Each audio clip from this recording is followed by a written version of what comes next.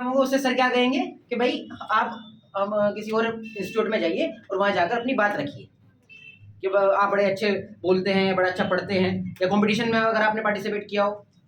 तो इस प्रकार उन्होंने भी कंपटीशन में नेशनल लेवल के इंटरनेशनल लेवल के कंपटीशन में उसमें पार्टिसिपेट किया था 1891 में।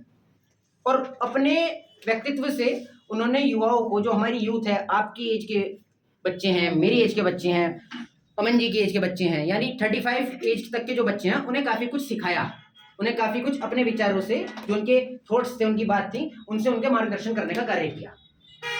लेकिन मैं ये मानता हूँ उनके जो विचार है आज केवल विचार, समझ आते हैं ना आपको क्या होता है विचार?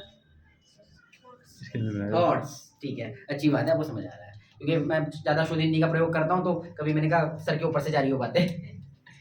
तो उनके जो विचार थे उन्होंने युवाओं तक पहुंचाने का कार्य किया। लेकिन मैं मानता हूँ आज के समय उनके जो थॉट्स हैं, उनके जो विचार हैं, वो केवल ऑनलाइन सोशल मीडिया प्लेटफॉर्म से सेंड फॉरवर्ड का माध्यम बन गए हैं, यानी संप्रेषण करने का, यानी एक से दूसरे के पास भेजने का माध्यम बन गए हैं। कोई उन्हें फॉलो नहीं करता है। अच्छा, आप एक बार बताइए, आपने कोई थ्योरी दे दी, आपको सर पढ़ाते हैं कि भाई ब्रिक्स जैसे पढ़ा हुआ है कि ब्रिक्स सदस्य द्वारा स्थापित कोष, ब्रिक्स के बारे में आपने पढ़ा होगा। अब सर पढ़ा दें और आप अगले दिन उसे वर्क करके ना लाओ, तो आपको कैसा लगेगा?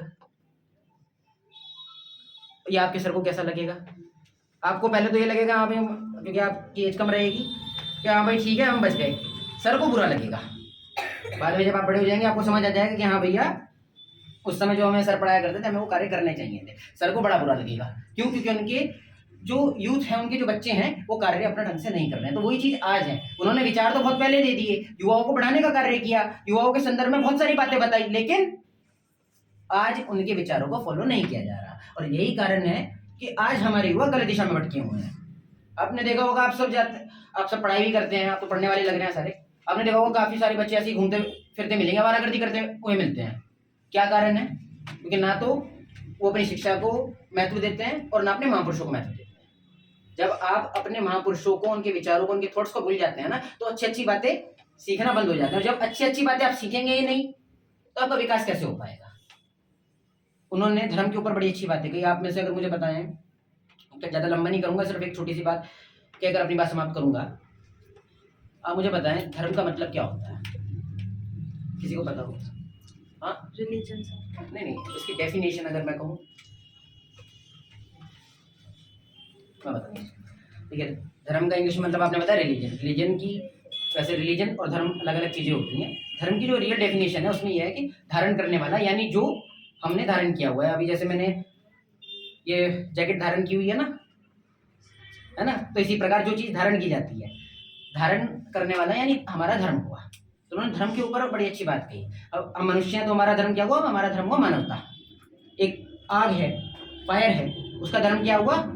उसकी ज्वलनशीलता, यानी वो जल रही है। जो जल है उसका धर्म क्या हुआ? उसकी शीतलता। लेकिन आज हम क्या करते हैं? हम धर्म का कहीं और मतलब निकाल लेते हैं और दूसरी बात क्या करेंगे, फिर आपस में लड़ना शुरू कर देते हैं। लेकिन ये जो धर्मवाद है, धर्मवाद नहीं कहूँगा, ये जो धर्म के नाम पर हमने संप्रदायवाद बना दिया है। मैं उस भाषा का प्रयोग मुझे लगता है शायद आपको ना समझ आ रहा हो, इसलिए मैं थोड़ा फिर भी समझ के कर रहा हूँ ताकि आप तक मेरी बात पहुँचे। संप्रदायवाद एक और चीज़ होती है, अगर आपने पढ़ा हो। रिलीजन आप जिसे कहते हैं उसे कह सकते हैं हम हिंदी में, इंग्लिश में संप्रदाय को हम रिलीजन कहते हैं। धर्म एक बहुत बड़ी चीज़ होती है, उसे हम इक्वल नहीं कर सकते। हम उसके चक्कर में आज पढ़कर क्या करते हैं? आपस में लड़ना शुरू कर देते हैं। मुझे बताइए, यदि हम रिलीजन के बेस पर आगे बढ़ेंगे तो क्या हम अपने देश का विकास कर पाएंगे? अपने देश को डेवलप कर पाएंगे? नहीं कर सकते। आवश्यकता इस बात की है आज हम अपना धर्म पहचाने, ना कि अपना सब। भारत माता की जय! भारत माता की जय! भारत माता की जय! वंदे मातरम! वंदे मातरम! वंदे मातरम! बहुत बहुत धन्यवाद। भारत माता की जय, वंदे मातरम।